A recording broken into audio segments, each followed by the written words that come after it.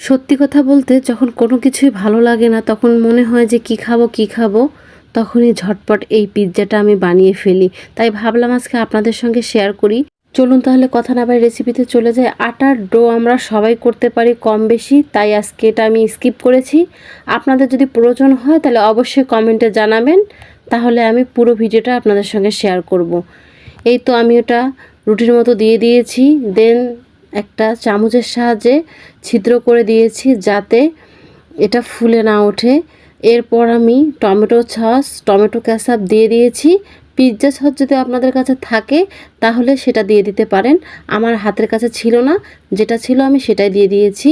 দেন এ পর্যায়ে আপনাদের কাছে যে সবজিটা থাকবে সেটাই দিয়ে এটা আপনারা পছন্দ অনুযায়ী সাজিয়ে নেবেন। আমার হাতের কাছে ইয়েলো গ্রিন ক্যাপসিকাম ছিল, সেটা আমি দিয়ে দিয়েছি। তার উপরে চিকেন দিয়ে দিয়েছি আর কিছুটা গাজর কুচি দিয়ে দিয়েছি। এখন আমি এর উপরে চিজ ছড়িয়ে দিলাম।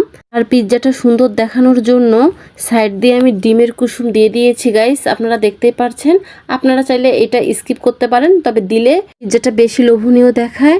আমি চুলায় প্যান একটা ফ্রি হিট করে নিয়েছিলাম, এর উপরে বসিয়ে দিলাম, ঢাকনা দিয়ে দিলাম, ছিদ্রটা বন্ধ করে দিলাম। 20 মিনিট পর ফিরে আসলাম। দেখতেই পারছেন গাইস আমার পিৎজাটা অলমোস্ট রেডি হয়ে গিয়েছে। আর এটা দেখতে কতটা লোভনীয় লাগছে। কেউ অল্প সময়ে এটা বানিয়ে নিতে পারেন। তো গাইস আমার সিম্পল রেসিপিগুলো যাদের কাছে ভালো লাগে অবশ্যই লাইক কমেন্ট শেয়ার করে পাশে থাকবেন। আজকের মতো এখানেই, নেক্সট কোনো ভিডিওতে দেখা হবে ইনশাল্লাহ। আল্লাহ হাফেজ।